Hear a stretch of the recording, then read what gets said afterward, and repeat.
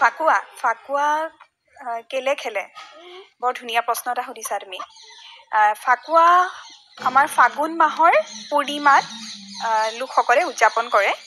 ফাকুৱাক আমি হোলী দৌল উৎসৱ তাৰপিছত ফাকু মদন উৎসৱ আদি বিভিন্ন নামেৰে জানো দেই এতিয়া তুমি যিহেতু সুধিছা ফাকুৱা আমি কেলে খেলো তাৰ ঢেৰ আখ্যান আছে গম পোৱা নে পৌৰাণিক কিছুমান আখ্যান আছে তাৰে মই তোমাক ক'বলৈ লৈছো কাম দহনৰ দিন বুলিও কোৱা হয় দেই বহুতে কিয় কোৱা হয় জানানে এসময়ত গিৰিৰাজ হিমালয়ৰ কন্যা পাৰ্বতীৰ নাম নিশ্চয় শুনিছা হয়নে আদিদেৱ মহাদেৱক স্বামীৰ ৰূপে পাবলৈ কাৰণে ব্ৰতী হৈছিল তাৰমানে ব্ৰত কৰিছিলে নহয় জানো কিন্তু মহাপ্ৰভু সেই সময়ত কি হৈ আছিলে তপস্যাত বিলীন হৈ আছিলে তেওঁৰ সৈতে দেৱী পাৰ্বতীৰ বিবাহ কাৰ্য সম্পন্ন কৰি দিয়াৰ অন্য উপায় নেদেখি কি কৰিলে জানানে দেৱতাসকলে কামদেৱক কামবান নিক্ষেপ কৰিবলৈ ক'লে আৰু দেৱতাসকলৰ কথা মতে কামদেৱে কামবান নিক্ষেপ কৰিলে কিন্তু তেনেকুৱাতে মহাদেৱৰ তপস্যা ভংগ হৈ গ'ল আৰু ভংগ হৈ যোৱা জানাই মহাদেৱৰ ত্ৰিনয়ন তিনিটা চকু আছে নহয় জানো যেতিয়া সেই ত্ৰিনয়ন খোল খালে তেতিয়া কামদেৱক ভস্মীভূত কৰি পেলালে আৰু কাম দহনৰ এই আখ্যানে মূলতঃ সাংসাৰিক লোভ মোহ কাম ক্ৰোধ ত্যাগৰে প্ৰতিনিধিত্ব কৰে গম পাইছানে সেইটো এটা আখ্যান আৰু এটা আখ্যান আছে হিৰণ্যকশিপুৰৰ নাম নিশ্চয় শুনিছা আৰু হিৰণ্যকশিপুৰৰ পুত্ৰ কোন আছিলে প্ৰহ্লাদ আৰু প্ৰহ্লাদক মাৰিবলৈ হিৰণ্যকশিপুৰে নিজৰ ভগ্নী ভগ্নীৰ নাম কি হলিকাক নিৰ্দেশ দিছিল আৰু হলিকায়ে নিজৰ শৰীৰৰ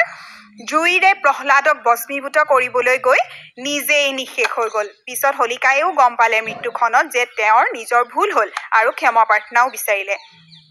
গতিকে চোৱাচোন সেই প্ৰহ্লাদে তেতিয়া কি কৰিলে জানানে বৰ দিলে যে মৃত্যুৰ পিছত বছৰত অন্তত এদিন মানুহে হলিকাক স্মৰণ কৰিব আৰু এই হলিকাৰ পৰাই হোলী শব্দৰ সৃষ্টি হ'ল গতিকে বিভিন্ন আখ্যান মতে বিভিন্ন ধৰণে ব্যাখ্যা কৰিছে মই তোমাক দুটা পৌৰাণিক আখ্যানৰ কথা ক'লো গতিকে এতিয়া তুমি নিশ্চয় অনুমান কৰিব পাৰিছা আমি এই হোলিকা দহন কিয় কৰোঁ কাম দহন কিয় কৰোঁ নহয় জানো আগদিনাখন আমি কৰোঁ নহয় জানো হোলিকা দহন আৰু পিছদিনাখন আমি হোলী খেলোঁ সকলোৱে একেলগে মিলি গতিকে কি কাৰণে পালন কৰা হয় তুমি নিশ্চয় এতিয়া অনুমান কৰিব পাৰিলা নহয়নে গতিকে আমি এই উৎসৱত প্ৰাচীন মদন পূজাৰ এক আনুষংগিক আচলতে উৎসৱ আমি আৰাধ্য দেৱতা শ্ৰীকৃষ্ণ বা বিষ্ণুক উদ্দেশ্য কৰি এই উৎসৱ সাধাৰণতে পালন কৰা হয় আৰু আমাৰ অসমৰ আটাইতকৈ উৎসৱপূৰ্ণ এই উৎসৱটো হোলী উৎসৱটো ক'ত বিখ্যাত জানানে তুমি মনত পৰিছেনে তোমাৰ নাই পৰা আমি গৈছিলোঁ বৰপেটা দৌল উৎসৱ বিখ্যাত নহয় জানো এতিয়া তাত 3 দিনীয়া 5 দিনীয়াকৈ তাত সেই উৎসৱ পালন কৰা হয় এদিন তোমাক তালৈ লৈ যাম এনেকুৱা উৎসৱৰ সময়ত তেতিয়া তুমি নিশ্চয় গম পাবা তাৰ পৰিৱেশ আৰু চাই ভাল পাবা আজিলে তেন্তে হেপী হোলী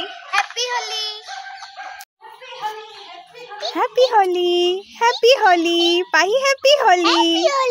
বাক লগাই দিয়া পাহি বাকো লগাই দিয়া ফুট এটা দি দিয়া দেই পাপাও ডিউটিৰ পৰা পাইছে সেয়া মটৰচাইকেলৰ আৱাজ শুনিছোঁ হেপী হোলী কৈ দিয়া ফুট এটা দি দিয়া ফুট বাহ হেপী হোলী কোন দিলে মাক দি দিয়া মাক থেংক ইউ পাহি কোনে দিলে এইটো কি এইটো হাতত কি পাহি পিচকাৰী নি নে ফিচকাৰী নে ফিচকাৰী ফিচকাৰী হ'লে ফিচকাৰী হৈ যাব ন পানী গোটাই দিছে কুহুমীয়া গৰম পানী বৰমাকে কুহুমীয়া গৰম পানী গোটাই দিছে সিহঁতি গছলৈ মাৰিছে গৰম পানী